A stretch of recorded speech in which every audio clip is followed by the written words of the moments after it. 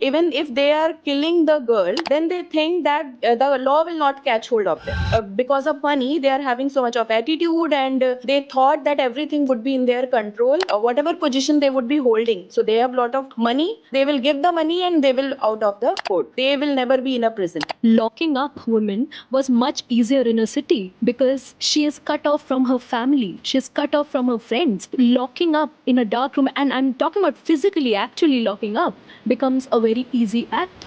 We have turned a pious occasion of wedding into a transactional business. हम लोग बहुत अच्छे मुसलमान बनना चाहते हैं, बहुत अच्छे हिंदू बनना चाहते हैं, स्लोगन्स लगाते हैं, but we don't stick to our basic ethos. हम देखते हैं कि जजेस भी इन केसेस को बहुत ज़्यादा नॉर्मलाइज करते जा रहे हैं. Like if they are taking any cases for dowry harassment, they are taking it very lightly. So my question is, how can जजेस dismiss urban dowry harassment as normal marital dispute when identical behavior in rural areas would be recognized as crime, reflecting a class-based judicial bias? जो लड़की के घर वाले होते हैं, वो उनको लगता है कि हमारी बेटी, हम उसको जो भी देंगे, डाउरी जो भी देंगे, वो उससे खुश रहेगी. How easy would it be for a woman who knows that उसको आज बहुत पीटा है उसके हस्बैंड ने, उसको बस एक नंबर दबाना है एंड 5 दिन बाद उसके हस्बैंड के अगेंस्ट स्टे ऑर्डर होगा, बट वो चीज़ है ही नहीं. Where would she go? Police का अप्रोच ये रहता है कि स्टार्टिंग लेवल पे ही हम फोर्सफुल मीडिएशन करवा दें कैसे भी. 3 dates for mediation is a kind of mandatory provision, और फोर्सफुल मीडिएशन करवाते हैं कि भाई आप सेटल कर लो मैटर. वहीं से वो फिर मैटर्स बहुत ज़्यादा खराब हो जाते हैं, और मेरे ख्याल से यही एक बहुत प्रोबेबल कॉज है कि डॉरी डेथ या फिर डॉरी वायलेंस कंटिन्यूस हो रहा है और वो रुक नहीं पा रहे हैं. Education is not equal to courage. First, we have to understand. You can educate your daughters, but you cannot actually, expect that she is going to be courageous as well. That needs a different training and mental condition. The parents of our generation, if they are not able to do that, then it's a failure as a parent. Actually that की जो law है वो हर जगह same है, चाहे वो urban areas हो या रूरल एरियाज हो, बट जो जजेस का एक पॉइंट ऑफ व्यू होता है वो हर जजेस का अलग अलग होता है. वो हर केस को एक अलग तरीके से देखते हैं. We have a very larger plan. The idea is not going to stop just to simply organize a panel discussion, because at the end of the day, जिसे कहते हैं तस्वीर बदलनी चाहिए, तो we are trying for that.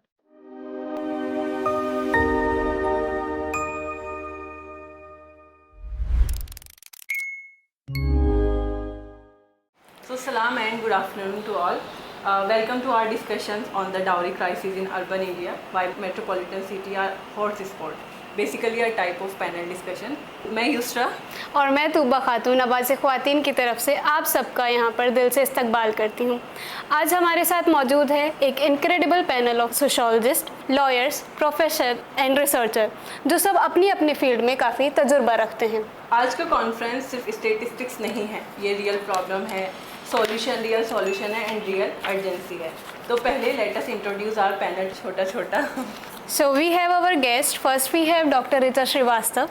She is a senior assistant professor at Vivekananda School of Law and Legal Studies, affiliated with Guru Gobind Singh Indraprasth University. She holds a PhD from Maharashtra NLU and brings over 14 years of academic and legal experience. Her expertise spans labor law, RTI, administrative law, family law and women-related legal issues. Now we have second panelist, Advocate Saurabh Kumar. He is an advocate with experience in civil, criminal, matrimonial, arbitration and commercial matters. He has been practicing independently since 2021, handling cases related to IPC, CRPC, property dispute, consumer matters, recovery and 138 NI Act cases. Next we have Asha Khosa. Ms. Asha Khosa is a senior journalist with 4 decades of experience in print, radio, TV and digital media. She extensively reported on insurgency and social conflict in Kashmir during 1990s and was the only women reporter based in Srinagar at that time. She has received several awards and fellowship for her reporting on Kashmir. Now we have Advocate Harsh Singh. He is a partner at Lex Amicus Associates and practices before the Supreme Court of India and Delhi High Court. His areas of expertise include writ petition, commercial laws, criminal laws and anti-corruption matters. He regularly appears before courts and tribunals in complex litigation cases. Next we have Advocate Yasmin Khan. She is a practicing advocate appearing before all Delhi District Court and the Delhi High Court. She specializes in matrimonial and criminal cases along with civil and negotiable instrument act matters. Practicing independently since 2019, she has built a strong experience in litigation and client representation. She is based in Rohini Complex Court and Tees Hazari Court. Next we have Miss Aanchal Seema Khulbe. She is a researcher, activist and artist with an MPhil in gender studies. Her work focuses on restorative justice law, feminist archives and inclusive community spaces. Currently serving as manager of programs and media archive at Zuban, she actively works towards justice and accessibility for marginalized communities. हमारे साथ Ishita ma'am हैं, advocate Ishita Bist. So ma'am is an advocate on record at the Supreme Court of India with nearly a decade of litigation experience. She served as State Panel Counsel for Uttarakhand and is impaneled with the Commission for Air Quality Management in NCR. She has appeared in landmark matters related to environmental conservation, women's rights and workplace harassment laws. Her expertise includes civil, criminal, environmental and public interest litigation. Welcome ma'am to our panel discussion. जैसे कि हम सब जानते हैं कि आज हम सब यहाँ पर इकट्ठा हुए हैं रीसेंट रिलीज़ हुई NCRB रिपोर्ट के डिस्कशन के रिगार्डिंग, जिसके कुछ डाटा हमें बताता है कि 2023 में 15,489 डाउरी के केसेस हमारे पास रजिस्टर्ड हुए, जो प्रीवियस ईयर से कहीं ना कहीं 14% ज़्यादा है. 2024 में 87% of the dowry cases are from the metropolitan cities. This year we have found that 6,156 deaths dowry की वजह से हुई है, जो कहीं ना कहीं दिखाता है कि एक दिन में 17 women are died because of dowry issues. By the time we will end this discussion, 1 or 2 girls may be harassment या dowry cases का शिकार बन चुकी होगी. This conference exists to decode this paradox. This discussion explore why and more importantly how do we fix this. So जो first question है हमारा, like we are witnessing many current scenario पे देख रहे हैं बहुत सारे डाउरी के केसेस आ रहे हैं, इवन एक रिसेंट केसेस भी है, we all are aware about it. So first question is just like a general question कि इंडिया की जो मोस्ट डेवलप्ड मेट्रोपॉलिटन सिटीज़ हैं वहाँ पे centre of education, technology, modernity experience होने के बावजूद वहाँ पे डाउरी रेट इतने ज़्यादा क्यों बढ़ रहे हैं rather than rural areas? We have witnessed 3 major cities like Bangalore, Delhi and Lucknow. So what is the reason behind it?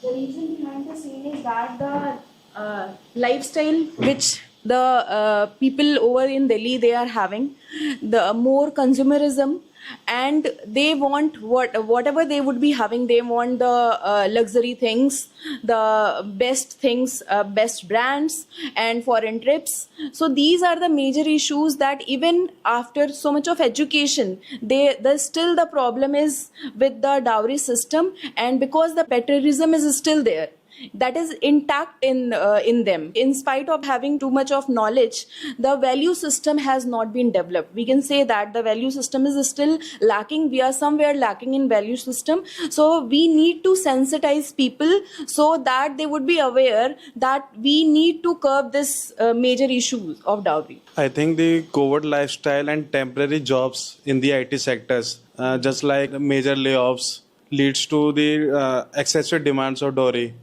I think this would be the probable cause. I may have a little different point of view. As a journalist, I have covered women's issue also. I think there are 2 problems. One is that what is reported may be a tip of the iceberg, because there is more reporting from big cities. People are more aware, more conscious, more assertive about their rights. So there is more reporting about these cases. And rural areas, there may be more such cases, but they are not reported. It could be that also. And the second thing which I think is, in big cities like, say, Bangalore or Delhi, people are mostly migrants. So that they are not rooted. But in smaller places, people are very rooted. तो उनको वो शर्म आती है, उनको लिहाज होता है. Things may be happening, but they may not be reporting. But in a big city, you don't have any such inhibition. So reporting is more, but this problem is widespread, I guess. Thank you for calling me firstly, and it's great to be in the company of such experts. मुझे लगता है when you think of cities and when you think of big cities, जैसे आशा जी ने बोला, it's made up of migrants. What it is also made up of is feelings like isolation, like being cut off from your support systems and from your community. So when I worked with survivors of domestic violence, I understood that locking up women was much easier in a city because she is cut off from her family, she is cut off from her friends. Locking up in a dark room, and I'm talking about physically actually locking up, becomes a very easy act in something like a city. That is one thing. And second, when you think of, like you read out the data about Bangalore and Delhi and Lucknow, I mean, I have been inhabitant of two of these cities, born and brought up in one and been living in the other in the last 13 years. But when you think of something like Bangalore is, an IT hub. It is supposed to be celebrated as a big industry hub. But as much as the infrastructure, as the salary, packages have risen, it has also risen the mentality of who is a marriageable man or who is a marriageable asset. And the economy is so much based on consumption that the man also wants to consume a wife now. They go and pick and choose that I want to buy a big car, I want to buy a big house. In the same way, I will also buy a woman in that way. I will go for a woman that can throw as much dowry on me as I demand. So that is just like a glimpse of how I look at, metropolitan dowry violence. मेरा ऐसा मानना है कि urban societies में ना जो dowry demand होती है उसको एज फाइनेंशियल गेन के तौर पे लिया जाता है। और दूसरी बात जो मुझे लगता है कि कॉरपोरेट सेक्टर वाले जो होते हैं तो वो अपनी सैलरी के हिसाब से, वो अपने स्टेटस के हिसाब से वो डॉरी को एक वो मानते हैं कि जैसे मेरा स्टेटस है, मेरे बेटे का स्टेटस है, उस हिसाब से उतना ह्यूज अमाउंट आप डॉरी में क्लेम करते हैं। तो मुझे लगता है वो भी एक रीज़न है कि ये बिजनेस ट्रांजैक्शन के तौर पे देखा गया है जो अर्बन सोसाइटीज़ का है। मुझे लगता है actually education is the most important thing to demand the dowry in the today system. जैसे जैसे एजुकेशन बढ़ रही है, लोगों को ये लगता है कि जो एजुकेशन है वो एक डोरी डिमांड के लिए एक इक्विपमेंट के तौर पे काम कर रहा है। आज के टाइम पर जो आजकल लड़कियां पढ़ रही हैं, इवन जो लड़के भी हैं, वो डोरी डिमांड इसलिए भी कर रहे हैं क्योंकि उनको अपने राइट्स के बारे में पता है। वो they know their rights, they know 498, they know when to claim the dowry. They ask the dowry according to their education, their social status and financial status. So I think the education is the thing that which are increasing the number of dowry cases in the societies. Thank you so much for your beautiful remarks. Like some have said isolation is the main reason, or some have said consumerism and financial gain, or for groom price. So continuing with this, I have my question for Dr. Richa. So जिस तरीके से हम देखते हैं कि इस time पर we are having a very good number of literate people. We have IIT graduates, MBA holder, corporate manager. We are seeing कि ये लोग भी डाउरी की डिमांड कर रहे हैं और कहीं ना कहीं डाउरी को टॉलरेट कर रहे हैं। ये किस वजह से है? या तो एजुकेशन, रियल एजुकेशन ना होने की वजह से, या पैट्रियार्की और सोशल स्टेटस को इतना स्ट्रॉन्ग बना दिया गया है कि डाउरी सिस्टम कहीं ना कहीं उसमें कल्चर की तरह चलता चला आ रहा है। Even if the woman is independent, we have seen many cases where the woman was independent, still the dowry was prevailing. They want more. Even if you will find that in such cases the a substantial amount have been given to the groom, but still the problem is still the same. Mainly they think that they are aware about the laws. There is no problem of legal awareness. They are aware about it, but they think that the law would be in their control. They will give the money and they will be out. They will go for anticipatory bail. Even such things has happened. Even if they are killing the girl, then they think that the law will not catch hold of them. Because of money, they are having so much of attitude, and they thought that everything would be in their control, because the corruption is also ridden in the society. So they thought whatever position they would be holding, so they have lot of money, so they will give the money and they will out of the court. So they will never be in a prison. Before the FIR, they will be asking for the anticipatory bail, and in many of the cases they have got them. So this is the major issue. And we have lawyers also here. तो अभी जैसे patriarchy, मतलब वो एक main reason माना जाता है कोई भी सोशल प्रॉब्लम का, कि जो पैट्रियार्की है रिगार्डिंग टू वीमेन वो बहुत बड़ा रोल प्ले करती है, मतलब उनके राइट्स को एक्सप्लॉइट करने के लिए. So this question is for miss Aanchal regarding to patriarchy, कि that how has patriarchy evolved in urban context from overt control to subtle psychological manipulation using modern language and emotional abuse. Very interesting question. So, patriarchy, you know what it does? It adapts and it synchronizes to newer forms of violence. I would argue that education is not doing anything, कि जितने education हो रहा है ऐसा लग रहा है कि उसके साथ वायलेंस वैसे का वैसे ही रह रहा है, वैसे ही बढ़ रहा है. Patriarchy itself is latching on to education, is latching on to all new forms of understanding and seeing the world and adapting in newer ways. Digital spaces cannot be left out because a lot of the urban population is also on the digital space. And if you think of something like the boys' locker room of May 2020, right? That was a major site of gender-based violence, because what was happening back then? It was class 10th and 11th boys from very elite, you're right, very elite urban Delhi schools, and they had formed a group on morphed pictures of women, doctored pictures of women, and talking about iske saath sexual violence karenge, uske saath sexual, that was supposed to be fun. Did education or a high end education did anything to that sort of patriarchy? So patriarchy just latches on and it finds newer mediums. There's this very interesting article by a scholar called Shrishti Walia who talks about AI and get ready with me videos, and there is something now, an internet trend called Pasandida Mard. Okay, and you know what that is on? That is on I will cook for my Pasandida Mard.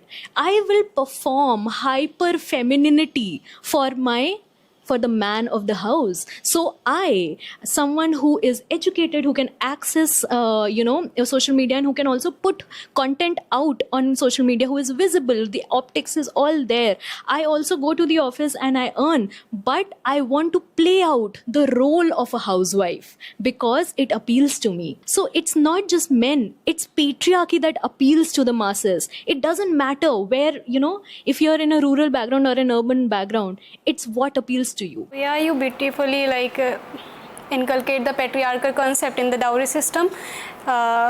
Proceeding with that, I have my next question for Saurabh. There is so much complexity coming in the cases, such as we are seeing in the recent Tusha Sharma case. इस चीज़ पे हमें सवाल बनता है, क्या हमारी जो एक लीगल लॉ सिस्टम है या पुलिस सिस्टम है वो इस मॉडर्न कॉम्प्लेक्सिटी के लिए रेडी है, जिसमें digital evidence, bank record, property records, ये सब इंक्लूड होते हैं?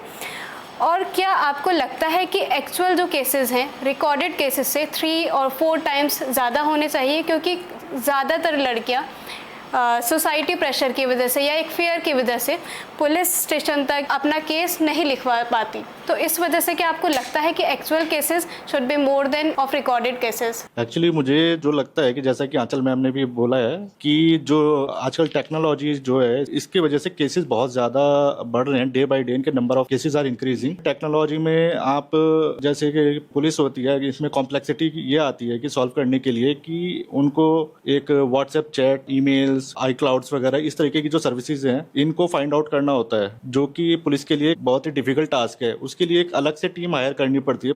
एक्चुअली क्या है कि जो पुलिस है आज के सिस्टम की, वो इस काम के लिए अभी प्रिपेयर्ड नहीं है उस लेवल की कि इन चीज़ों को इजीली टैकल कर पाए. तो मुझे लगता है कि जो day by day cases increase हो रहे हैं वो इन नंबर ऑफ टेक्नोलॉजी की वजह से भी इंक्रीज हो रहे हैं कि they are reporting the cases to the police stations through these services. Do you think that actual cases should be more than on the recorded cases? Yes, a number of cases are increasing, and I think the actual cases are more than that of a number registered in the society. Most of the time, women will not register their cases due to the family pressure.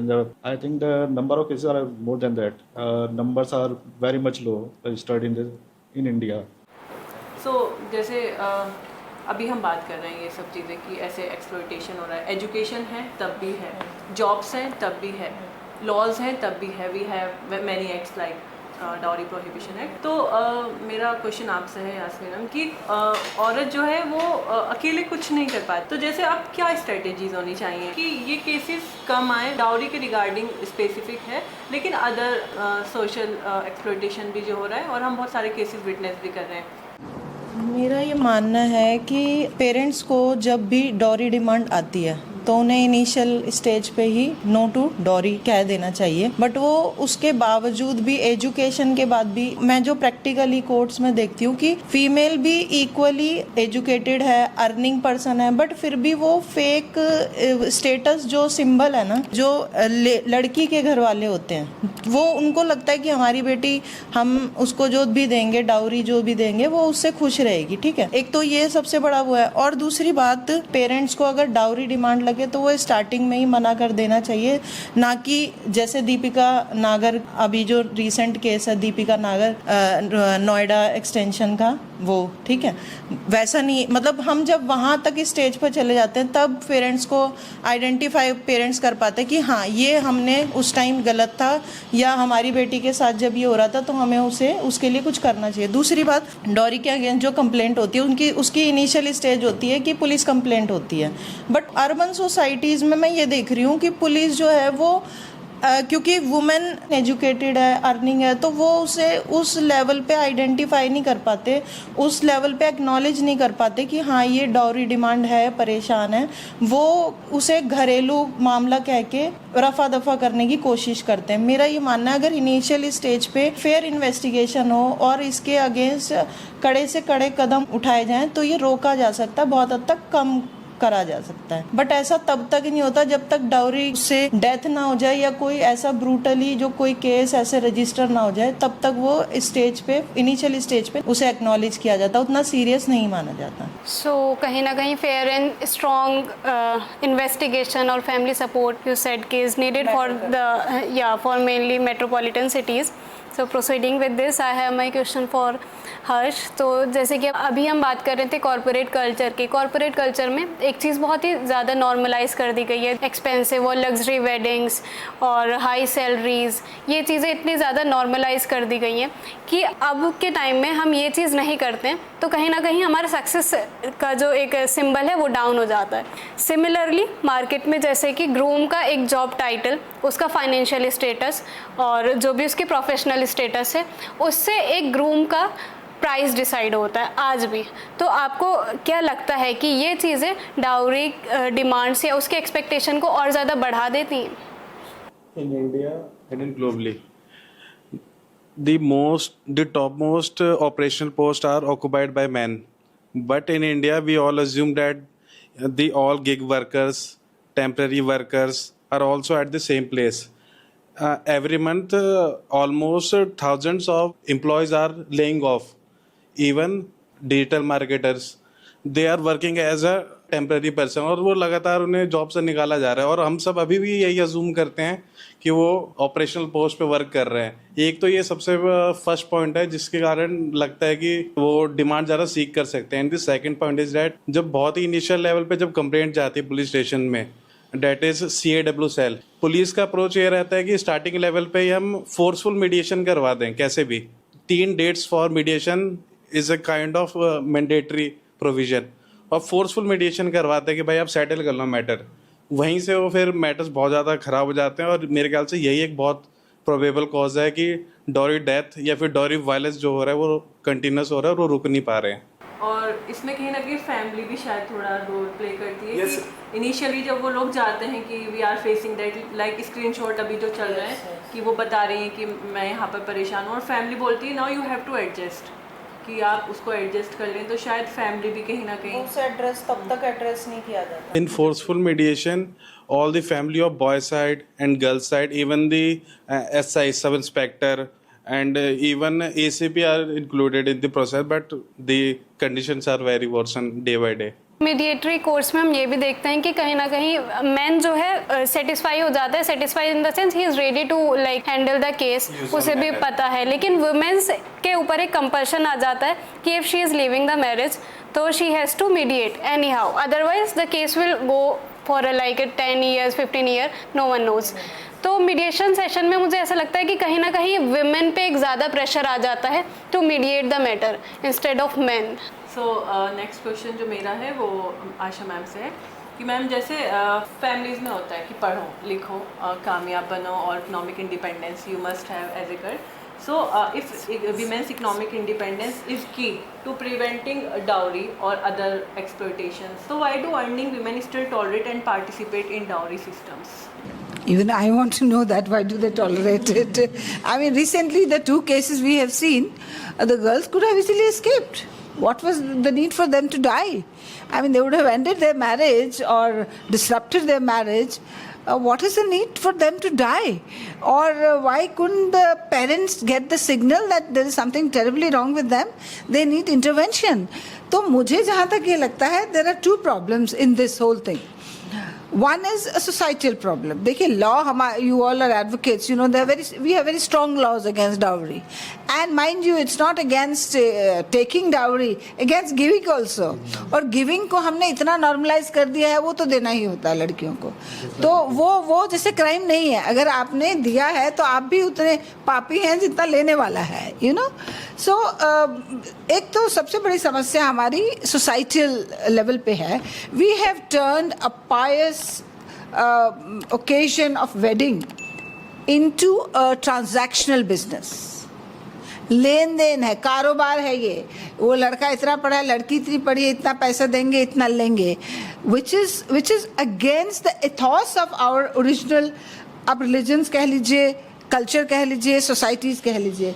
किसी भी religion में like say I belong to a religion where there is stridhan. A woman is given her share or her share of property in the form of jewelry, and it's her dhan.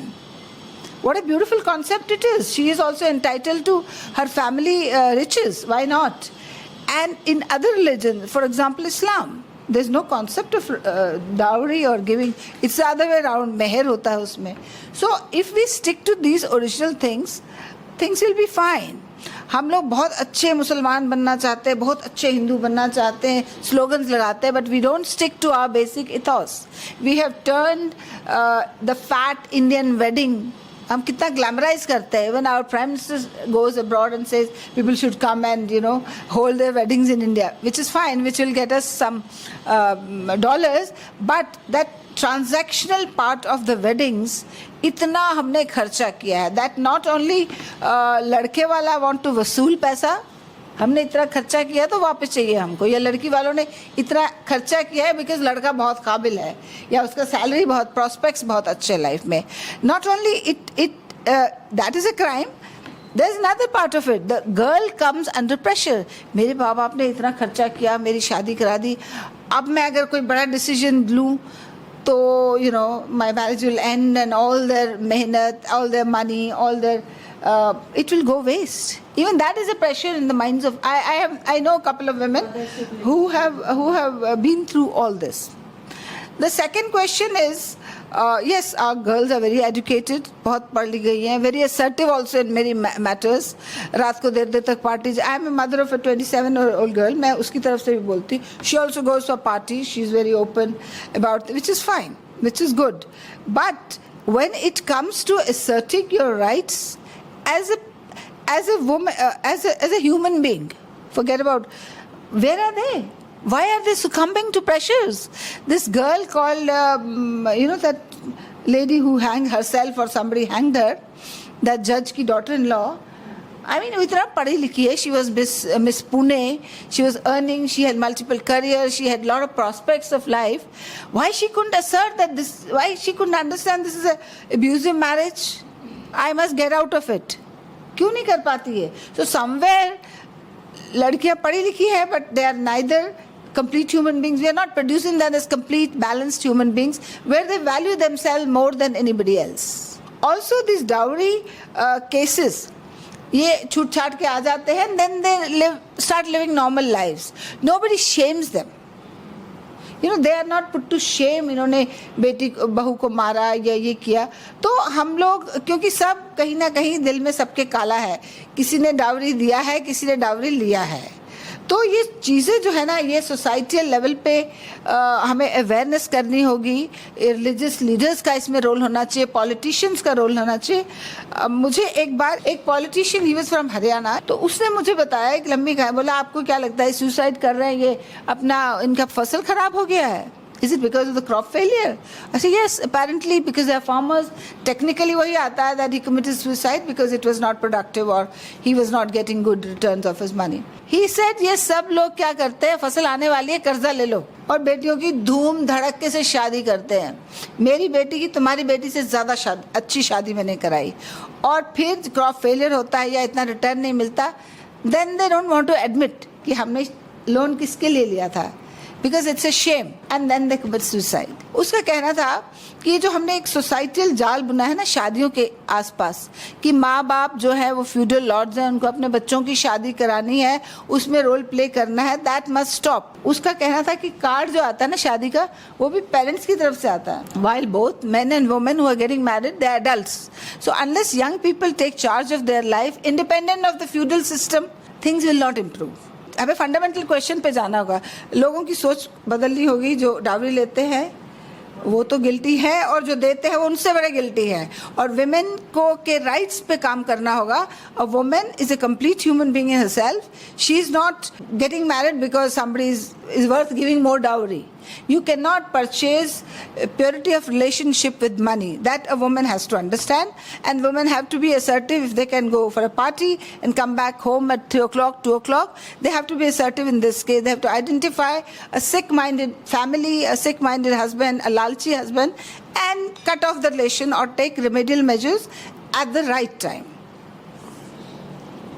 Very beautifully explain by Asha Khosa ma'am कि societal pressure कहीं ना कहीं और एक societal status बन चुका है कि ग्रूम, और आजकल हम देखते हैं कि लाइक यूथ्स भी काफ़ी फ्लेक्स करते हैं, like I have got Rolex, I have got Defender. Recently a video has been circulated कि 1 करोड़ हमने कैश दिया है, Defender is been giving. So it's a like ये सब चीज़ें एक फ्लेक्स करने का भी एक.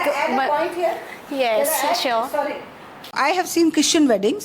वो लड़कियों, वो जो उनको देना होता है शेयर लड़कियों को, वो उनको प्रॉपर्टी नहीं देना चाहते, वो एक अलग बात है. उसको कैमोफ्लॉज करके एक स्त्री धन देते हैं. It is lot of gold, they give lot of gold. They used to, जब सोना इतना महंगा नहीं था, और वो कैश देते हैं. पर वो किसके नाम देते हैं? वो लड़की के नाम देते हैं. So that is a way out. I think people should understand. If there are a lot of money, instead of spending all the money, all this lifetime saving on one wedding, on holding a grand festival, and also giving dowry, they might give the same money to the daughter who will need it later.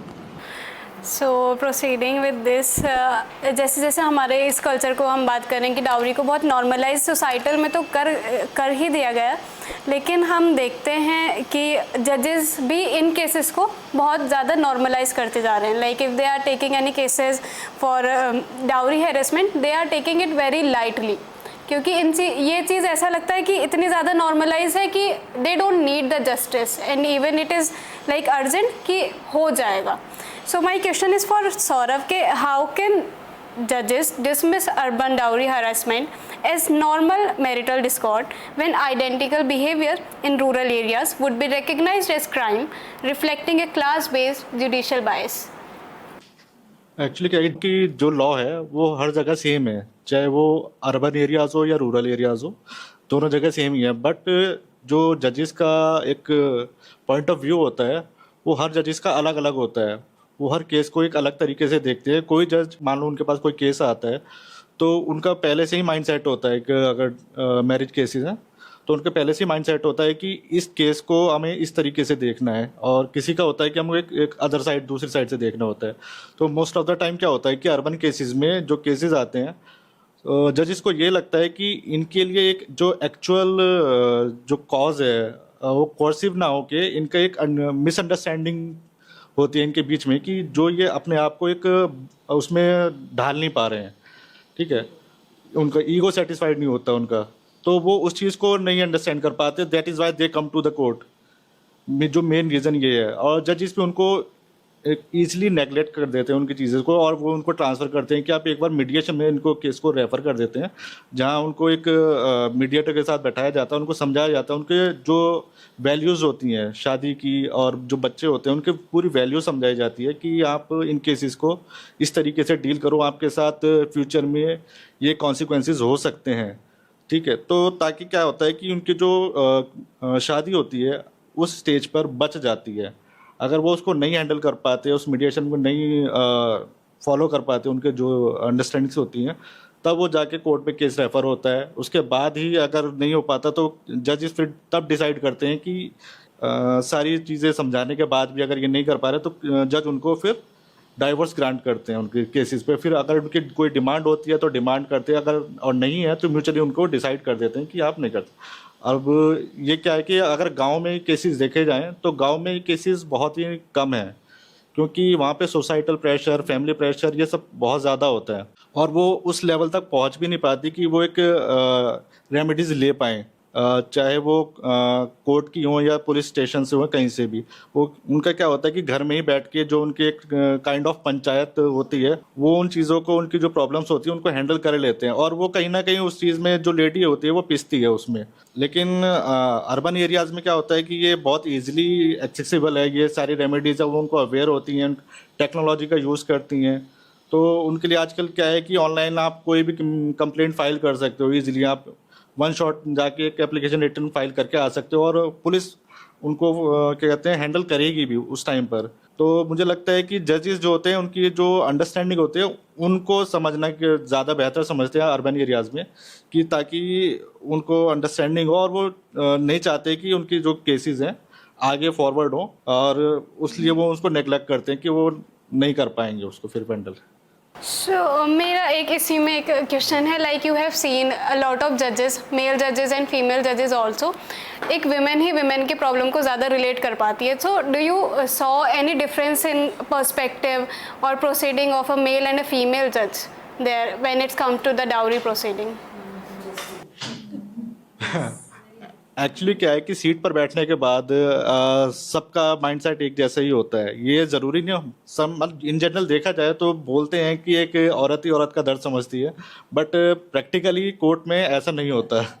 First of all, there is no specific code for dowry violence, and in metropolitan cities there is specifically a court called महिला court, और उसमें सारे जजेस already महिला ही होती हैं, तो there is no question of male and female.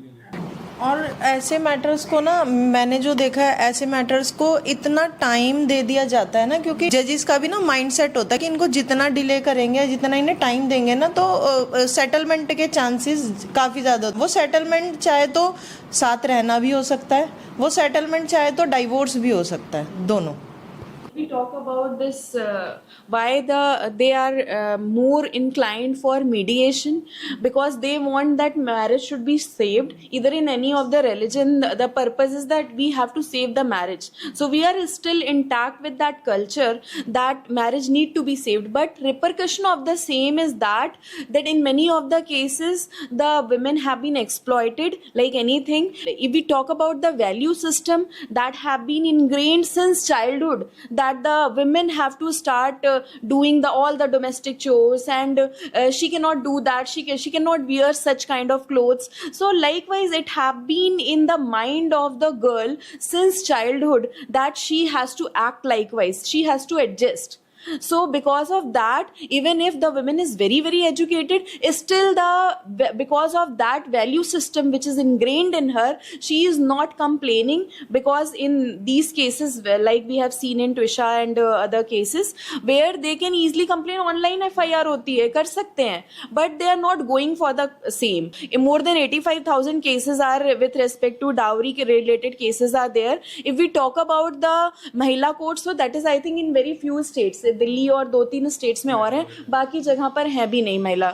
I think since the childhood in school education also, कैसे फीमेल्स को अपने प्रोटेक्ट करना है, खुद को कैसे प्रोटेक्ट करना है, they need to understand that, उसको स्कूल एजुकेशन में भी होना चाहिए, जिससे कि उनको पता चले कि अगर इस तरह की कोई भी सिचुएशन है, they do not need to bear that, immediately they need to complain. तो ये जो dowry deaths और इस तरह की problems है, we can resolve that. So I met a person, मतलब वो एक मेरा वो है कि उनकी शादी में मैं गई थी, तो they are very educated people, तो वो उनके यहाँ वो डाउरी ये सब गाड़ी खड़ी है, तो I asked him a question, तो he said that we are taking this because of investment on return, like he was doctor Delhi में. सो मतलब क्या ये पर्सपेक्टिव है एडवोकेट यास्मीन मैम आपसे क्वेश्चन, कि वो उसको ऐसे क्राइम ना देख के वो as a return on investment उसको देख रहे हैं, तब कि वो एक मतलब क्राइम के अंडर आता है, तो वो उसके पीछे उनकी क्या साइकोलॉजी मतलब रहती है?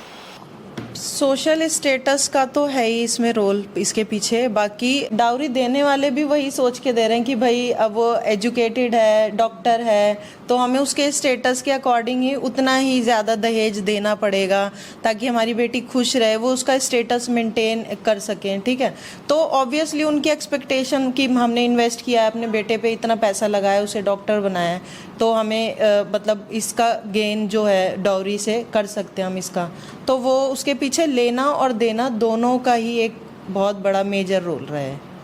I think in our society the thing is that they want to sell the groom. Okay, that much of education is there. Now इसको कितना पैसा देना है? तुम डॉक्टर हो, तुम IAS हो तो 1 crore 5 crore. This is the trend which is actually happening in the society. Even if the girl is an IAS officer and the boy is also an IAS officer, still the dowry system is intact. There is nothing likewise that they are not giving the money and all. और जैसे ma'am ने बोला कि Muslims में वो मेहर का system है, dowry का नहीं है, बट आप सभी लोगों ने देखा होगा आजकल एक रील बड़ी ट्रेंड में है कि एक मौलाना साहब बड़े बहुत सारे कैश लेके ये दिखा रहे हैं कि इतना गोल्ड दिया है, गोल्ड भी नहीं, इतना डायमंड्स दिए हैं, डायमंड आर्टिकल जो ज्वेलरी आर्टिकल, इतना कैश दिया है. तो ये एक सोसाइटी का ना मतलब फेक जो वो है सोसाइटी स्टेटस जो हो चुका है ये, जिसकी वजह से ट्रेंड चल रहा है. और इवन मैंने एक अपनी मतलब फीमेल क्लाइंट को, मैट्रिमोनियल क्लाइंट थी, उसको ये बोलते हुए देखा कि मैम मुझे घर बसाना पड़ेगा ही क्योंकि मेरे फादर ने मुझे इतना खर्चा करके मेरी शादी की है और मेरी बाकी सिस्टर जो है. इवन डाउरी का ये जो ट्रेंड है ना, इसकी वजह से आप ये देखना कि मुस्लिम्स में ही मैं बता रही हूँ कि 40 प्लस हो रही हैं लड़कियाँ, क्योंकि ये ट्रेंड ऐसा चल रहा है कि हमें इतना करना ही पड़ेगा और जो नहीं कर पा रहे हैं उनकी एज निकल रही है. तो ये भी अवेयरनेस एक करनी चाहिए हमें इन जनरल कि आप डाउरी सिस्टम को इसे ख़त्म करो, इसे ना बोलो डाउरी जो डिमांड करते हैं उनको, उनके लिए, और जो अपना बेटा इस तरह बेच रहे हैं अब उनकी नीड, उनकी डिमांड कभी लाइफ टाइम, ये तो हमारे लॉ में एक ये रह गया 7 years वाला, बट वो 10 year वाले भी फेस कर रहे हैं, वो 20 year वाले भी फेस कर रहे हैं. डाउरी डिमांड जो है वो कहीं नहीं रोक सकते, जो स्टार्टिंग में ही मांग रहे हैं ना वो आगे भी मांगेंगे. I think in Dowry Prohibition Act also it says that within a period of 3 months, once the whatever the Stridhan has been given, that has to be delivered to the women only. वो आजकल जो gift article जो exchange होने में आजकल दिक्कत आती है, जब CAW सेल वाले आपका डॉरी आर्टिकल्स और स्त्रीधन एक्सचेंज करते हैं, उसमें सबसे बड़ी प्रॉब्लम मैं क्या देख रही हूँ कि गाड़ी है तो डायरेक्ट ग्रूम के नाम ले ली, लैंड है वो डायरेक्ट लड़के के नाम ले लिया, जो ज्वेलरी आर्टिकल, इवन लड़के की चेन, अंगूठी, जो भी मतलब गोल्ड ज्वेलरीज होती है वो ऑलरेडी प्री प्लान रहती है, मेंटली प्रिपेयर रहते हैं कि वो ग्रूम के नाम ही ले लेते हैं, जो बाद में एक्सचेंज होने में दिक्कत आती है क्योंकि ये कभी भी डिसाइड नहीं होता कि ये जो ज्वेलरी आर्टिकल थे ये हमने बनाए हैं, वो कहते हैं जी ये हमारे हैं ऑलरेडी, क्योंकि उन्हीं के नाम पे लेते हैं. तो ये पहले से ही लड़की वाले ही अपने आप को इतना मतलब स्टेक पे रख देते हैं अपनी बेटी की लाइफ कि वो आजकल जो ये ट्रेंड चल ही रहा है फिर कि डेथ भी हो रही है, सीरियस चीज़ें चल रही हैं. Somewhere it's not about the stake also, it's about the ये हो जाता है कि जब हम डाउरी देते हैं वो लड़के के नाम हमें कंपलसरी करनी पड़ती है, अदरवाइज़ ये दिखता है कि नहीं ये डाउरी नहीं, ये चीज़ें सिक्योर कर रहे हैं कि इन केस फ्यूचर में अगर कुछ होता है तो लड़की अपना सारा रिटर्न ले सके. इस चीज़ से आई हैव बेटी के भी घर वालों का पे ये प्रेशर रहता है कि हमारी बेटी खुश रहेगी, वो खुश रहेगी, वो अच्छा रहेगी, अच्छा लाइफस्टाइल उसका रहेगा, ससुराल वाले उससे अच्छे से पेश आएंगे, यही माइंडसेट के चलते वो ऑलरेडी ग्रूम के नाम पे सारी चीज़ें कर देते हैं जो अपनी अपनी बेटी के हाथ सब जगह से काट देते हैं वो। Exactly that was my point. जब मैंने कहा कि ट्रांजैक्शनल हो गए, हमारे रिश्तों में हम ट्रांजैक्शन लाने लगे हैं। अब मतलब मैं इनको पैसा दूंगी तो इनका लड़का मेरी बेटी को प्यार करेगा, ये ट्रांजैक्शनल हो गया ना। हम इतना शादी में इतना पैसा खर्च करेंगे, उसकी बेटी से ज़्यादा मेरी बेटी की शादी में खर्च होगा, तो हमारा स्टेटस बढ़ जाएगा। ये हमको डुबा रहा है। Not only it is making us waste our money. अब आपने 5,000 लोगों को खाना खिला दिया तो क्या मिला, 100,000 लोगों को भी, तो आपको क्या मिला? We have to simplify weddings, simplify, retain the spirit of the weddings, the ritual that is, the sacrament it is, and also लड़कियों को बहुत ज़्यादा एजुकेट करने की ज़रूरत है इन the sense of value system. उनको एक कंप्लीट ह्यूमन बीइंग बनाने की ज़रूरत है। उनको ये, लड़कियों को ये कभी फीलिंग मत दो कि आप दहेज नहीं देंगे तो आप अधूरी रहोगी। तो उसमें जो हमारा फ्यूडल सिस्टम है, माइंडसेट फ्यूडल है कि एक कंट्रोलिंग अथॉरिटी है, दादाजी हैं, दादाजी के नहीं, वो जो हमारा सोशल सेटअप है, which is good also, but at the same time it's very suffocating. It is perpetuating the wrongs of every generation. तो हमने ये शादी को एक तमाशा बना के रख दिया है, big fat Indian wedding organise करना शुरू कर दिया है, और उसमें जो पवित्रता उसकी होती थी वो ख़त्म हो गई है। We have to restore that. Unless we do that, ये सब चलता रहेगा। You have to make them capable. Right now you may be educating them, but they're not capable. Why a woman has to depend emotionally on a man, his family? उनका validation उसको क्यों चाहिए? तो ये सब, ये सोसाइटी को भी डील करना पड़ेगा। लड़की का कसूर नहीं है, बिकॉज सोसाइटी वैसी बनी है कि अगर आप उसमें, मैं अभी एक इंटरव्यू देख रही थी, दैट लेडी जज, वो अब जिसकी बहू मर गई है, तो Trisha was her name. So she is saying, हम उससे कुछ काम में नहीं करवाते थे, वो पौधों को भी पानी नहीं देती थी। hey, what is this यार? वो बेचारी बहू आई है, पौधों को पानी नहीं देना, उसकी डिस्क्वालिफिकेशन होगी। She has been Miss Pune. तो ये एक्सपेक्टेशन ये लड़की वालों ने भी बनाई है और लड़के वालों ने भी बनाई है। तो ये सब खत्म होना पड़ेगा, तब जाके कहीं ये फंडामेंटली ये प्रॉब्लम सॉल्व होगी। जब आपने मतलब जब उन्होंने आपको बोला कि इन्वेस्टमेंट और रिटर्न, तो मुझे लगता है ना ये एक ऐसी बात है बस कि आप नई भाषा यूज़ कर रहे हो लेकिन शोषण वही पुराना है, ठीक है? क्योंकि आप आज अपने पैसा जो आपने एजुकेशन पे डाला अपने बेटे का, आप उसे इन्वेस्टमेंट देख रहे हो, लेकिन जो एक पिता ने अपनी बेटी के लिए डाला था वो इन्वेस्टमेंट नहीं हुआ, क्योंकि उसे ऊपर से फिर से और पैसा डालना पड़ेगा उसकी डाउरी में। तो तुम्हें गुरूर आज सिर्फ इस बात का है कि तुम्हारा बेटा है, एंड क्योंकि वो बेटा पैदा हुआ था तो मैं पैसे ऐंठ सकता हूँ डाउरी के नाम पर। बस ये कहना। I had no plan to actually interrupt you, but what I wanted to know that we have been talking about the recent development, the number of which has been increased in the recent past. But there are the very strong genesis of dowry, whether it started 100 years back or 150 or 200 years back.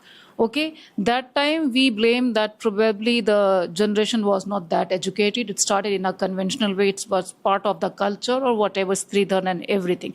I think even Stridhan is also part of dowry. We should not glorify this, to be very honest, I feel. Because if you are giving anything to your daughter during the marriage, and which supposed to be only belongs to her, you don't need to give it any terms, to be very honest. If it is, you have given the term, then it is something else, right? Number two, why the youth is silent? I do not understand. Yes. The youth of India, forget about Gen Z, it is the problem of the millennial basically, right? Because Gen Zs are the next. Though many Gen Zs are getting married early, we have seen also. Why the millennials are so quiet?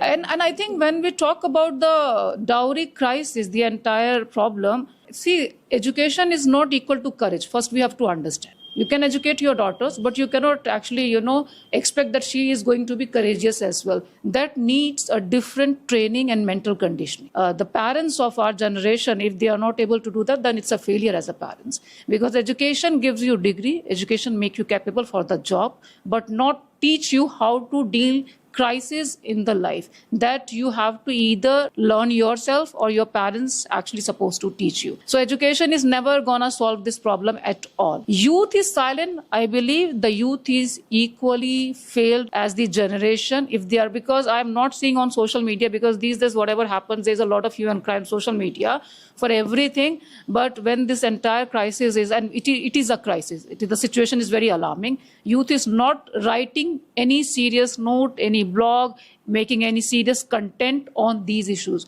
It means the youth is also not taking the responsibility that they are equally responsible.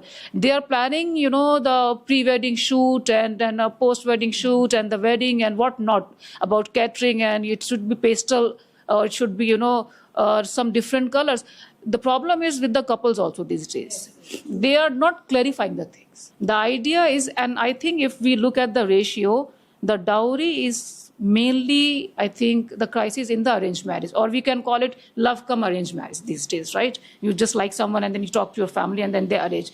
When the setup comes to when the entire shift goes from liking someone to marriage, then there is the role for the youth actually. As ma'am rightly said, why the youth don't send the invitation card from their side? Why it's always from the parents' side? Life में सब कुछ करने का decision अपना है, but when it comes to marriage, then they try to be very idealistic actually. So the generation is also very hypocrite. They are not ready to take the responsibility. I think the girl side is more responsible. The problem is girl side always look for the better for their girls, at least one level higher up, never a one level lower up than their prestige or their status. In India, marriage institution is falling like anything. It is not a sacred tie and the idea of living two people very peacefully, no. And I think Gen Zs are going to challenge it in a very big way in the future. So the entire idea of marriage is going to see a lot of hiccups in the next 10 years for sure. But I think the problem is किसी की मृत्यु होगी, dowry के cases कब ज्यादा news में कब आ रहे हैं? इंसान को अपनी जान गंवाने के बाद आ रहे हैं. अदरवाइज अगर हम वैसे देखेंगे स्टैटिस्टिक्स के हिसाब से तो इंडिया में हर थर्ड या फोर्थ औरत कहीं ना कहीं डाउरी की शिकार है. The problem is Indian judiciary system is overburdened, especially district courts are overburdened. Since they are overburdened, so they look on the priority. If somebody has killed to someone, they need to convict them first. Since district courts are overburdened, it is not a biasness, but since because as a judge you need to look at the intensity of the cases. किसी को convict करना है तो आपको पहले उनको करना पड़ेगा, because then you have to write the judgment as well. But yes, और ऐसा बिल्कुल भी नहीं है कि मेट्रोपॉलिटन सिटीज का बुरा हाल है. बुरा हाल ऑल ओवर इंडिया में ही चल रहा है. ये भी एक रियलिटी है. सर्वे रिपोर्ट देखिए क्या होते हैं, एम्पेरिकल डाटाज होते हैं. आपने सारे स्टेट्स में तो किया ही नहीं होगा. नंबर 1 इंडिया में ऐसा नहीं होता है, और किया होगा तो सेलेक्टिव नंबर्स अब लेते हैं.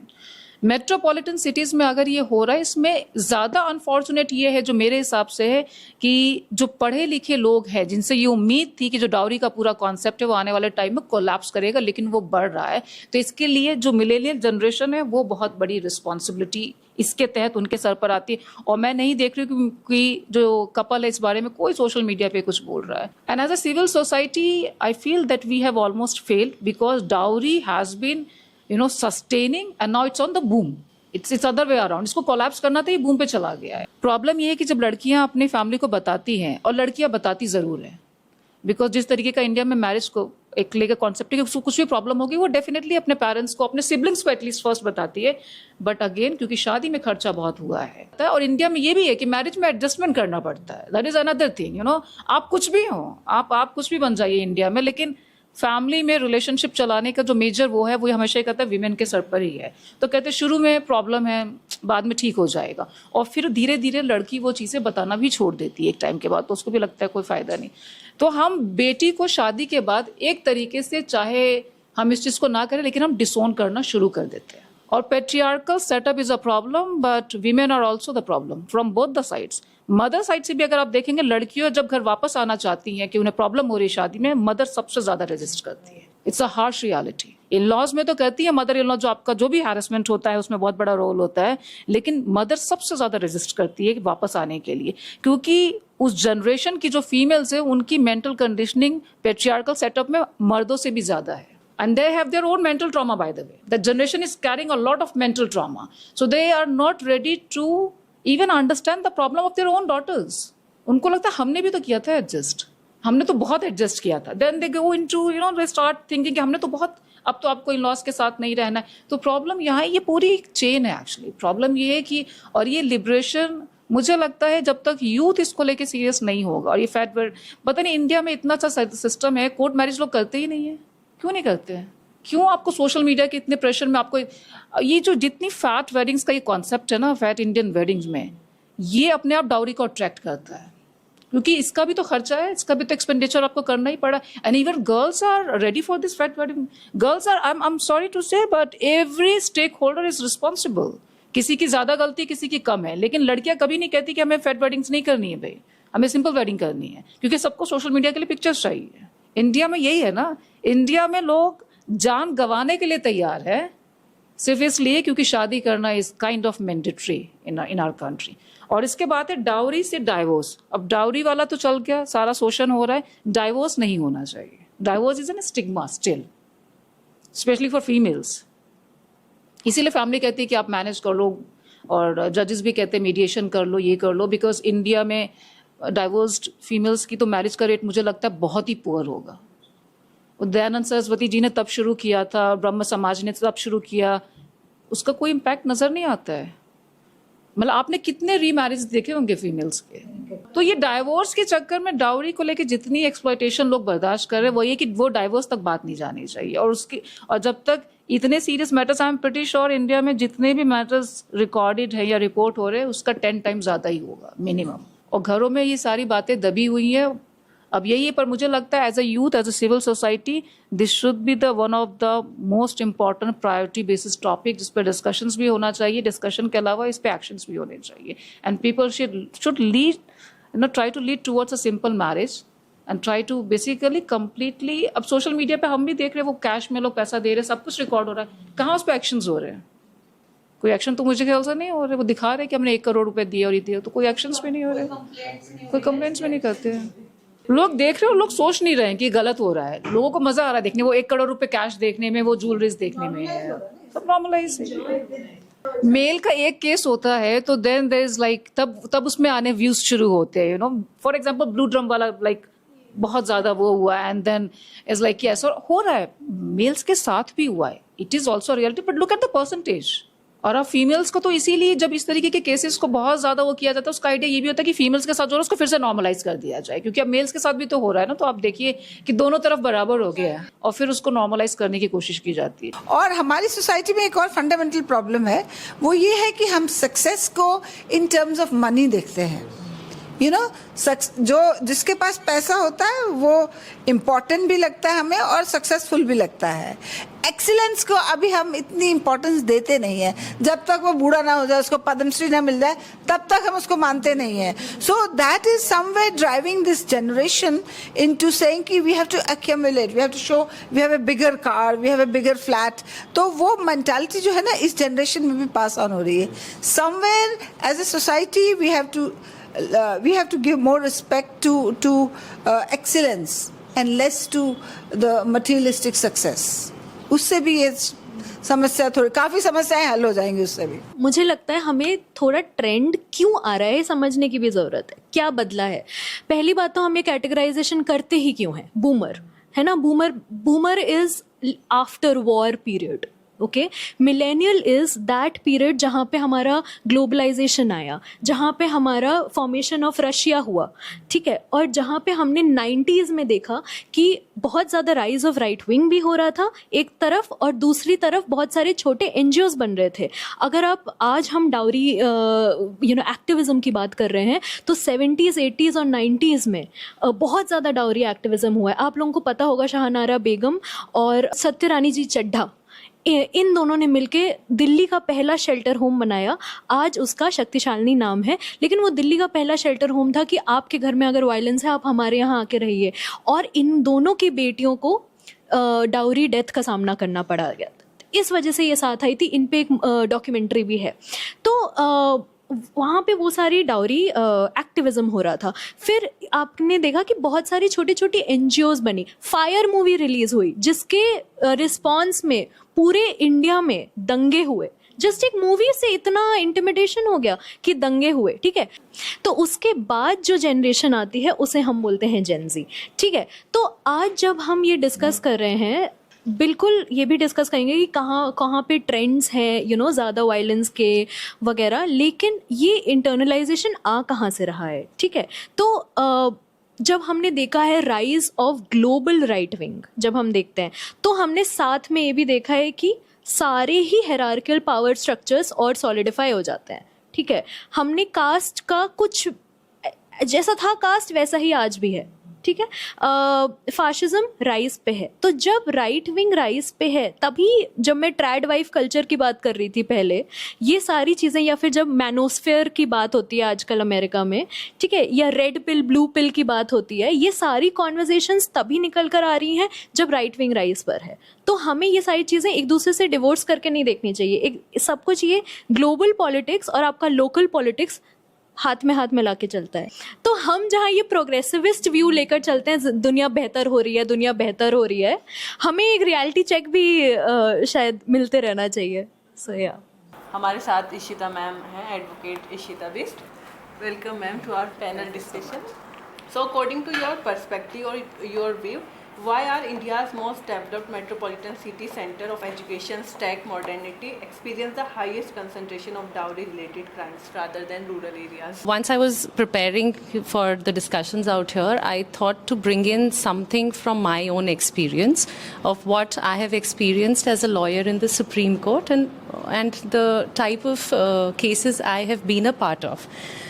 So there is one case, We the Women of India, which is ongoing right now in the Supreme Court. It's a public interest litigation, and all the states and the union departments are a part of it. And it talks about the implementation of Domestic Violence Act. And what Supreme Court is doing right now is that Supreme Court is monitoring the implementation of these acts. So laws हैं, laws बने हुए हैं, उसका poor implementation is a very big problem in our country. So I am bringing that perspective in this question कि क्यों urban areas में, urban India में this is a bigger problem than the rural areas, which I also feel is a reason that it has nothing to do with education. Our urban women are more educated, it's all right, but approaching domestic violence, because a domestic violence incident once ignored turns into dowry death. So that's why I'm focusing on domestic violence. And urban individuals, urban women, even though being educated, we went into the whole idea of what stops them from going ahead and filing these cases. Because if they would have filed them, then they would have gotten relief on that. And even if they've filed such cases and brought it forth, what is the reason that they are not getting the adequate relief in that? Because laws are perfect. There's nothing wrong with the laws. So what is the reason that has been brought forth? So the Supreme Court has been monitoring it, and it's been before Justice Nagaratna. She's going to be the first woman Chief Justice of India, and she's monitoring it quite well, and she is taking it quite personally and seeing to it. So I'll just look at my notes, and I'll because there are a few technical points that I would want to bring to your notice. There are two specific terminologies which has been brought forth.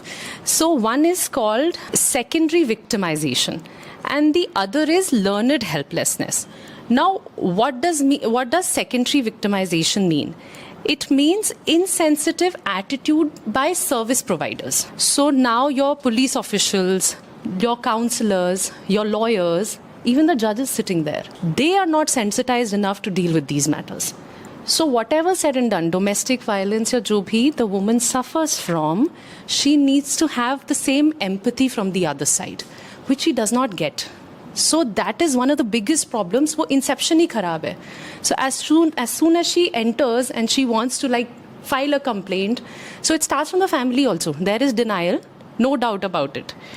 There is denial, and then even if she musters the courage and goes beyond, So the approach that she's looking forward from the counselors and the police officials, the lady police officials also sitting, is not the same. Now, second point is learned helplessness. Now, learned helplessness stems out from this only. Now, this woman, we are talking about urban India. So we are talking about she being educated, knowing her rights, knowing her laws, knowing how well she's going to be taken by the courts of law also. But somewhere, because of this secondary victimization that she's faced, now she is, being a learned individual also, she feels helpless. So now she approaches the whole thing as the system is going to fail me. What am I going to do? Even if I'm going to go ahead with it, it's not going to render that justice that I want. So these are the two problems while the Supreme Court is dealing with this case. These are the two main problems which it felt that even after having those laws at hand, the woman is helpless. These are the main issues why we are not getting justice. Now, so the laws that we know, agar aap log ko pata ho, 498A of Indian Penal Code, and then of course we have Domestic Violence Act also. But inka ineffectiveness is another reason. Kyunki when she goes to the court, she files an application under this. Usme bhi to get it as an effective hearing, like we say, tariq pe tariq. That's actually one of the biggest problems in the judicial system today. So she suffers from that also. So there is an ineffectiveness of these acts. And now the third thing which has come forth is that the petitioners and the NGOs, they've come forward and they've suggested something called the Sakhi system. What they're suggesting is, and I am bringing it, although it's a bit like I'm moving ahead from away from the topic a bit, but this is the measures that I thought that I should bring forth, that the problems we have at hand, why also I'm sure the rest of the panelists must have dealt with why the problem is there in urban India. But I thought that I should bring in some measures of how we can help curtail it. So the Sakhi system that they brought forth is an integrated architectural linkage that they are saying. So we have the helpline numbers and everything. They are suggesting that there are women helpline numbers, there are one-stop centers, there are legal aid, NALSA legal aid helpline as well, and district legal services authorities also work on that. So they are suggesting that under this system, a woman should not go from pillar to post. She should just make one phone call and the system will do everything else for her. Because she is not at a position to deal with it at that point of time where she's emotionally so burdened and she doesn't know, she doesn't even have help from family, that she should go forth. So there should be one helpline number where she should call, and then everything else should be taken care of by the system. And the suggestions are that the NALSA State Legal Service drafts her petition then, coordinates with the protection officer, which every district level should have, assign a panel lawyer from the Legal Services Authority, seek an interim order under Domestic Violence Act, and within 5 working days, without a woman paying a single rupee to anyone. So this is one of the approaches that they are working on right now. The challenges that the court is having right now is because they are planning to have protection officers at district level. And in India, there is, I had this data also out there where we have a lack of protection officers at district levels right now. So one of the things that the Supreme Court right now during the hearing that they are dealing with is to have at least protection officers seated at every district level. Because the thing is, even after knowing for the women to go to that particular place is getting very difficult. Access nahi hai. And there has been this infrastructure has been tried during COVID lockdown in 2 pilot districts of Jammu and Kashmir, and in which 30 petitions were filed and they were given protection within the first hearing. So if this integrated approach is followed, it's quite effective, as has been seen in the COVID setup. And then I had made some more points about how we can go ahead with it. One of the things is that we can have social media and radio and television broadcasts of the same for women to know their rights. One of the main things is that they do not know their rights. And even if they know their rights, they are hesitant because it's not so accessible. That thing needs to be accessible to them. And then, of course, sensitization of all the stakeholders. They need to be sensitized enough how to deal with a woman who's going through that. And that's it. So Tuba has some questions. Yeah, I have a question. So from our previous talk, so जो ये dowry वाली चीज़ें आती हैं, it's not nothing new कि अभी आ गई and we Gen Zs are doing that. तो ये जो Gen Z कल्चर में आया है, ये कहीं ना कहीं 60s, 70s, 80s की women's या mothers से क्या आपको लगता है कि ये आया है कि जिस तरीके से Gen Z एक रोल नहीं आवाज़ उठा रहे हैं, उनकी सोशल कंडीशनिंग ऐसी कर दी गई है कि वो नहीं उठा पा रहे हैं आवाज़. तो जब हम नारे लगाते हैं ना, तो हम एक चीज बोलते हैं, माँ से भी आज़ादी, माँ की भी आज़ादी. ठीक है. तो जो आपने कहा कि आर विमेन या women who are in the 60s 70s, older women, are they also in some way reproducing the same hierarchy that they had faced, right? तो इसका जवाब ये है, होता क्या है ना कि लोग अपने ऊपर होती हुई वायलेंस देखते हैं, अपने घर में होती हुई वायलेंस देखते हैं और उसकी कड़ी निंदा करते हैं, ठीक है, लेकिन वो स्ट्रक्चरल वायलेंस नहीं देख पाते हैं, ठीक है. तो इस बेटे ने अपनी माँ पे होती हुई वायलेंस देखी होगी, शायद इस माँ ने अपने आप पे होती हुई वायलेंस देखी होगी, लेकिन that is not stopping her from perpetrating the same thing to a daughter in law. ठीक है, that is not stopping the man from perpetrating the same thing to a wife, which is why a lot of violence that happens with wives and women intimate partners happens in the name of you are troubling my mother. Patriarchy ने क्या करा, सबसे बड़ी चीज बना दी सास बहू झगड़ा. लेकिन झगड़ा क्या है? पितृसत्ता और औरत का झगड़ा. What two remedies you think that is going to be very effective to curb the situation of dowry system, especially in the metropolitan cities? So, dowry system, in the sensitization has to be at the lowest level possible. It has to be. Sensitization, to be honest, as much as I have observed being a lawyer and doing such kind of cases, it has to be not only in the groom's family but in the bride's family as well. They should also know. They should also know what they are getting into, because as we all know, it doesn't stop from giving dowry only at the marriage level. If it starts. And I have done dowry death cases as a panel counsel for the state of Uttarakhand. I have done few dowry death cases. Sadly, Indian judicial system is very slow. So I got relief for a victim who passed away in 97. Being a victim of dowry death, and we won her case in the Supreme Court in 2026. By the time her parents were also no more, and she died when she was 23. PCS aspirant had just lost her child due to domestic violence. And one of the things, so her parents gave her a lot of dowry. They came from a good family, so they gave her a good amount of dowry at the time of marriage. But after marriage also, their greed didn't stop, the boys' side. And one of the things which really hurt me was, while reading her documents, the witnesses told that she used to roam around, because he wanted a motorcycle back then in 97. She used to roam around the market, and whenever she used to see some acquaintance, she used to ask them to borrow money so that she can accumulate and give him a motorcycle, because she knew that now her parents can't do it. So it doesn't stop after marriage. And that sensitization has to go down to the girl's family as well as boy's family. The girl's families should also know कि अगर आज आप देंगे तो कल भी मांगेंगे. आप उधर ही करिए शादी जहाँ नहीं हो. वो the thing is that it is about respect and it starts from inception. अगर day one से है तो ये मैं आपको अपने experience से बता रही हूँ. आपके question से मुझे याद आया that I should share this, and this really hurt me because and eventually she lost her life. And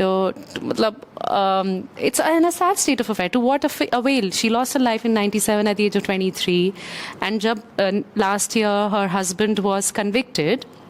He went back to jail, but he had already remarried and had 3 children and was out on bail अपने किसी बच्चे की शादी में. तो उसकी life तो रही, आगे बढ़ी. तो वो एक बहुत इंपॉर्टेंट चीज़ मुझे अपने प्रैक्टिस को देख के लगी होनी चाहिए. और दूसरी चीज़ which I feel was this is a good approach, and that is why Supreme Court is coming down heavy upon it.